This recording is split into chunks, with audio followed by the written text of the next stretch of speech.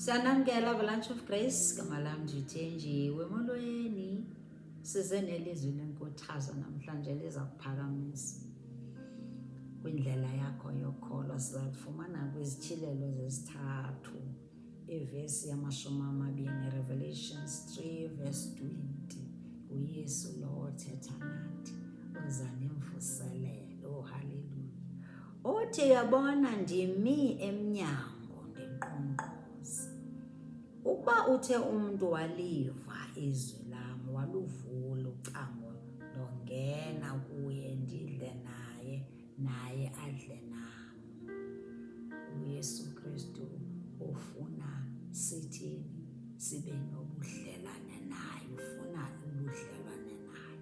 Njobe sitsho nje esithi ndimile emnyango ndiyankqonkqoza, uyankqonkqoza eminyangweni yentliziyo zenu, uyankqonkqoza emnyangweni wentliziyo yami, uyankqonkqoza entliziyweni yakho. Uyabuza uba ugqibele nini na ukuza ecaweni, ugqibele kunyaka ophelileyo.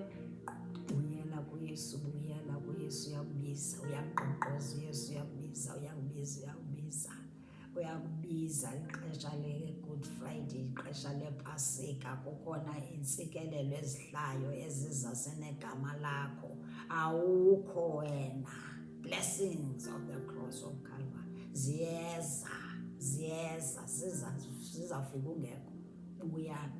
Buyani sizuyani bantu abadala, masibuyeni bantasi, masibuyeleni ecaweni ngomoya omhle. Uzozifumana njani ezi zinto ozifunayo? Akwazi ke wena uzawutsho uthi njani, hayi noba ndihamba ecaweni ndizazifumana.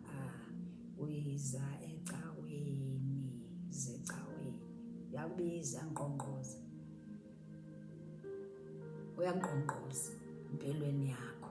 Uyakubona indlela otsala nzima ngayo. Yes, uyasibona indlela esitsala nzima ngayo. Uyazibona nezi zigulo esenazo, zonke ezi zinto ezo. Yiyo loo nto esitsho into ukuthi ndiyankqonkqoza empilweni yakho, ndiyankqonkqoza entliziyweni yakho, ndivulele ndingene empilweni yakho, ndivulele ndingene, ndizojika impilo yakho. Akuzuhlala kunje. uYesu Kristu lo wothando lwakhe. Okwesibini, uYesu ufuna ke ngoku senze njani? Xa sesebudlelwane naye ufuna siguquke. Masizifundiseni ukuguquka, siphile impilo yokuguquka, yokuguquka, ukutsho sizibone uba singabuni. Xa sesifike apho sizibonayo khona ukuthi uYesu singabuni, sixolele mzali, sixolele and believe. Sixolele, sikholelwe kwiindaba ezilungileyo, kwi-good news zikaJesus Kristu. Ayikho enye indlela ezasinceda, ayikho omnye umntu ezasinceda singabe sikhohlisana. Okwesibini, uYesu njengoba ethumele ilizwi nje, ubonile indlela esinayo eyoba ngoku asisenabo babushushu bokuqala.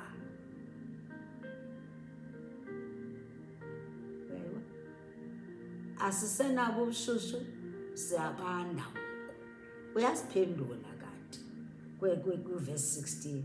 Uthi akwaba benibanda okanye akwaba benishushu. Athi kodwa anibandi, anishushwanga. Verse 16. Asiqale kwivesi 15 uzoyiva kakuhle ukuthi uYesu uthini namhlanje. Uthi ndiyayazi imisebenzi yakho, ukuba akubandi akushushu. Uthi akwaba ububanda, akwaba ubushushu. Thetha nathi thina kanye simamkeleyo uYesu, uthetha nathi kwelizwi. Thina sithi sawubona kukho izilingo ezininzi sisuke, okanye sisuke kuYesu ngenxa yabantu. Thetha nathi uYesu. Verse 16. uthi ngenxa enokuba ke udikidiki, udwena ngokudikidiki, uyasibona sidikidiki ukuba ngoku sesingabazalwana nje ngemilomo sidikidiki siyazirhuqa. uYesu uthi ngenxa yokuba nidikidiki, meaning that awubandi, awushushwanga, uthi ndiza kukuhlanza phume emlonyeni wakho. Uthi uYesu uzasenza njani? Uzosihlanza siphume emlonyeni wakho, siphume empilweni yakho. Ixesha elinje singaphuma nge-last days, ixesha elinje lifuna sithi ncakwe, sibambelele kumqukumbelo wengubo yakhe, singasuki. Mvuselelo ke le, siyavuselelana njalo. Masibuyeleni kuYesu Kristu sinobushushu, sinobunjani, ubushushu singabantu, sinobushushu. Into ethetha into yokuthi njena xa kusithiwa kuyaculwa, siyacula. Asijonge omnye umntu, ixesha lojonga omnye umntu ecaweni liphelile. Xa kuthiwa njena kuyaculwa, kufundwa iBhayibhile, kuthiwe masifunde iBhayibhile, kuthiwe sifunde sidumise, kuthiwe dumisa, udumise, dumise uyawava wakho, ubongo uyawava wakho. Awusamameli ukuthi abantu bathini na.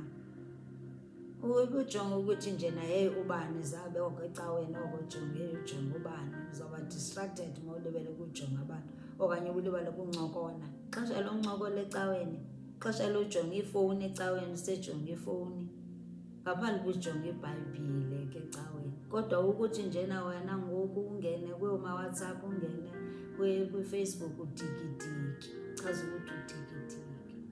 uYesu Kristu uyabona ezo zinto, ujongile ngeso lakhe. Yiyo le nto ke namhlanje sitsho esithi uyankqonkqoza empilweni zethu, uyankqonkqoza entliziyweni zethu, uthi masibuyele kuye. Nelizwi lemvuselelo eli sisiya kugodi, ilizwi lemvuselelo. iPasika is my favorite season. Hallelujah, ndakholwa nawe apha ekhaya excited ngemaEaster. Masibuyeleni kuye, masibuyeleni kuye.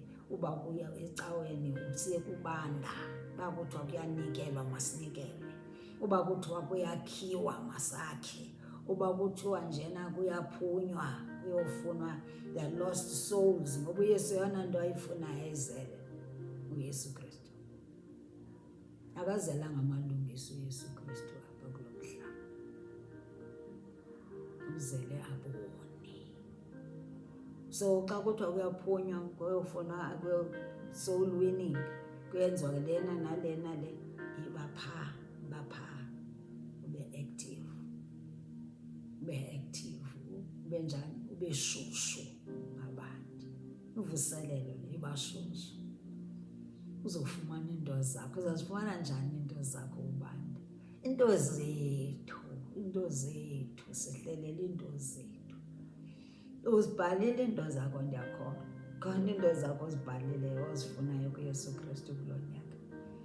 Ndiyakholwa kwilist, kwinumber 1 wakho loyo kufuneka sibuke sicele izinto zikaYesu zomoya, spiritual things. Ke sicele this healing anointing, ke sicele this deliverance anointing, sizokwazi ukukhulula amakhaya wethu namafamilies ethu, to deliver our families and our communities, to deliver the nation.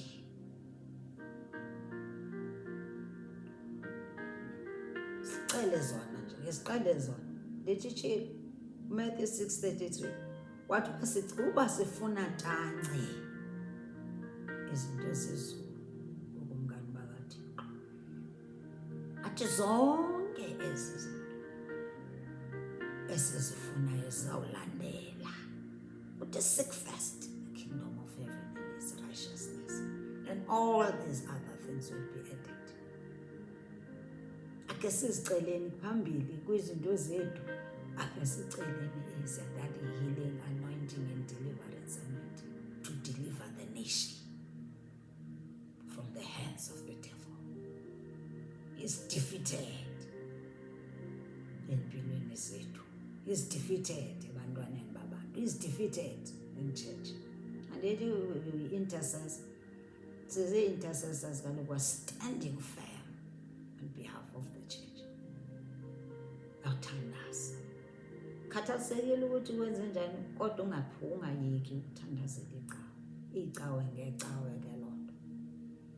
Bantwana bakaThixo abayayo uba njena mabatestifaye nabo babe semandleni in the midst of the trials, babe semandleni. Zinto kufuna sibe sizithandazele ezo. Anditsho, ndiyakwazi nje ukuthi zininzi izinto uzibhalile, into zakho ndiyazazi uzifuna. Ezi zinto zakho nezo ndlu yakho ye-double story, ufune eyesibini ngoku imoto ngoba ubonile omnye unale enje. Awulibali ngezo zinto, zintle ezo zinto, anamona. Kodwa kakhe sifune lezi zezulu, the healing anointing and the deliverance anointing. Ezo azifuni mike, ezo sifuna thina sibe committed, sihlale ezinyaweni zethu kwi-altara zethu. Sitsawugqiba senze njani? Sizireceive izinto, the things of God are received by faith. Ungathi hayi kudala mna ndiyicela lo deliverance anointing, ndifuna udeliver ifamily yam from the hands of the devil, from the ancestors ezisandilwisa imini nobusuku. Kudala mna ndicela azenzeki.